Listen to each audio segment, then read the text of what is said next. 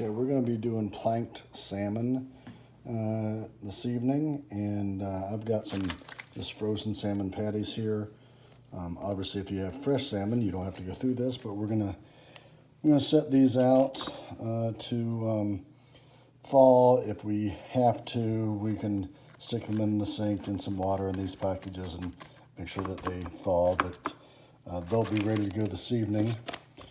And then about 3 hours or so before I'm going to grill, I'm going to fill this pan, and this is a plank. It's just a seafood plank. You can buy them at the store or whatever. Your mom actually ordered these for me.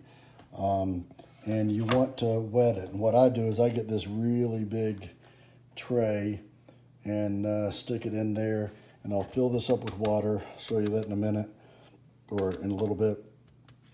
And just every 30 minutes to an hour or so, turn it so that it absorbs the water. It helps it cook it on the grill. Right now I'm just showing it to you.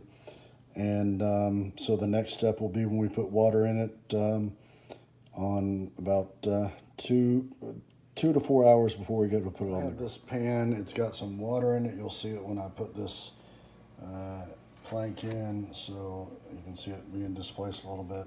So I'm just gonna let that plank rest in the water, and it's about 3 hours now before I think I'm gonna put them on the grill. You can also see that the salmon is thawing more. It's still got more to go, but in 3 hours it'll be fine. And if not, again, we can put it in some water, some warm water, and let it thaw a little bit more. But there's the salmon. Here's the plank. Now, if you don't have this big, humongous pan that I have, you can probably just set it in the sink, block off the sink, and have it, go halfway up in the water and then turn it, whatever works. This just works better for me, to have it sitting in there. And again, I'll flip it a couple times to make sure the plank absorbs all the water before it goes on the grill. Okay, the salmon is now, you can see, very pliable and ready. The plank has been wet for about 3 hours, so I'm gonna cut those open and put them on there. On one of these, your mom likes to dress it up, and on the other two, we're just going to put a glaze on it for a teriyaki glaze. This is the glaze that we like to use, which is a Kikkoman teriyaki basting glaze. That's what we'll be doing 2 of the salmon pieces, basting it with. Okay, we decided to do teriyaki on all of these. So I've had the grill heated up. It's nice and hot. I've now put it on medium. And just going to put the plank on top of the heat. I got a little flame up there, so we're going to just keep it away from that. That'll die down.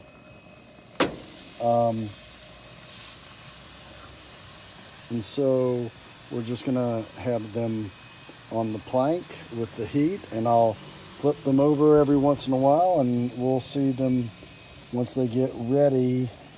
Kind of like chicken. I'm not going to baste them right now. We'll wait till they're right at the end, and then we'll start basting them. And there's my teriyaki glaze and the brush and my spatula, so we're all ready to go.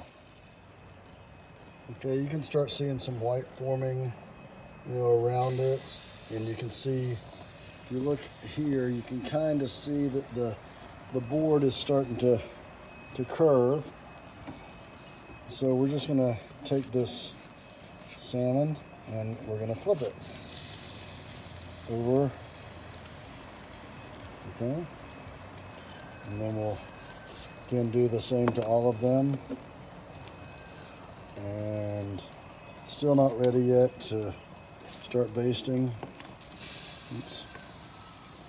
So We'll just let them cook a little bit more. Again, we'll flip them a couple times until it looks like it's ready to baste. This is really, really simple.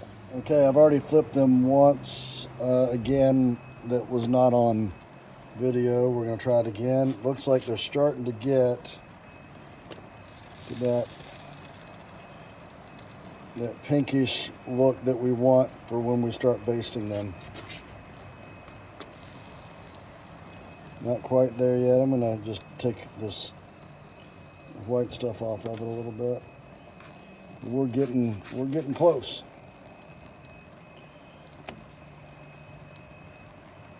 We're getting close. Okay, so I think maybe one more turn. See this pink right there? That's really what you want it to look like. I think one more turn and then we'll start basting. Okay, these have been on here for about 25 minutes.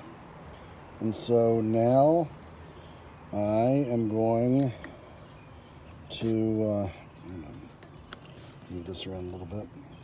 I'm going to start the basting process. And just like anything, just take your little basting brush. Again, this has that teriyaki sauce. And then you just want to make sure you're covering it all over. And then we'll just let it cook with that, and then we'll flip it just like we do wings or anything else. And I'll do that with all 3 of them. And let's say hello to Maggie. So we'll baste all these. I'm gonna put my phone down and do a better job, but that's what we'll be doing. Then we'll flip them and it'll be tasty. So usually my rule on basting, whether it's chicken wings or salmon or anything like that, is about 3 or 4 minutes on one side, flip it over, 3 or 4 minutes on that side, flip it over. And so that's generally my rule, is about 3 or 4 minutes. I'm repeating myself. And baste, flip until it looks like it's good and ready to go.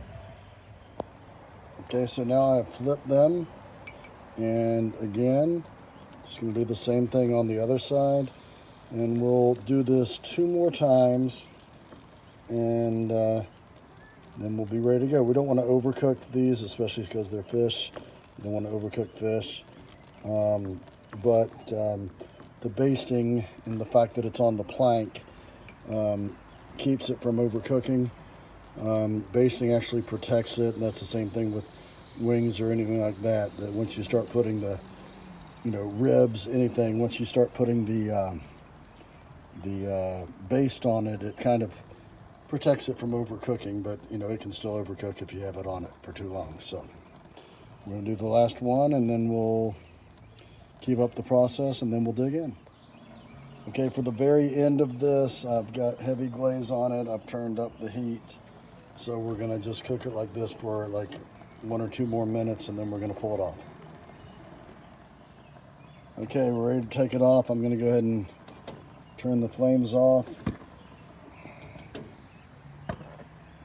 And then the board is going to be hot. So I'm gonna get a little glove or oven mitt and just take it off, and then I will carry the board in, and we'll set it down, and we'll be ready to eat with some sides that we have prepared. So there you go, planked salmon.